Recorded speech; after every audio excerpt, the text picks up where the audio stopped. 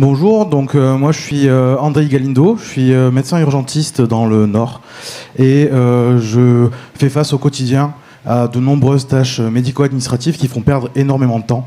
Et quand je dis perdre, c'est-à-dire du temps qu'on devrait passer avec les patients et donc on est derrière notre ordinateur.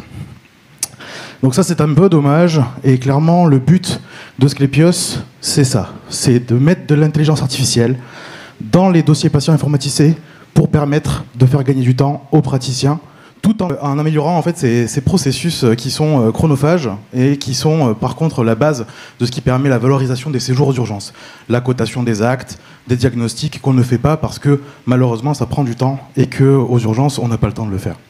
Il faut savoir qu'en France ça représente 4 milliards d'euros de perdus pour les structures de soins, les cotations qui ne sont pas faites par mes confrères et moi-même.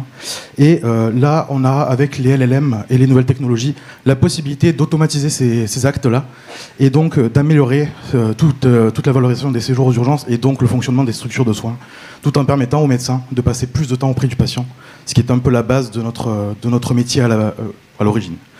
La moitié de mon temps, c'est de faire des choses comme ça, d'écrire des dossiers. Et ça me pèse au quotidien. Moi, je veux soigner du patient.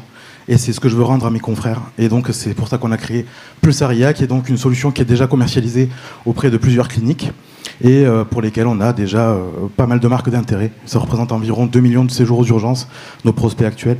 Donc c'est un petit dixième en gros de l'activité aux urgences en France.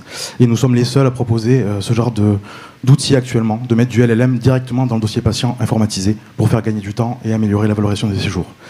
Donc aujourd'hui je ne demande pas de financement parce que nous avons levé la semaine dernière suffisamment de fonds par rapport à ce que nous voulions, c'est-à-dire pour 8% de la société 150 000 euros. Donc c'était surtout pour faire connaître la solution et un petit peu diffuser tout ça pour l'avenir. Je vous remercie.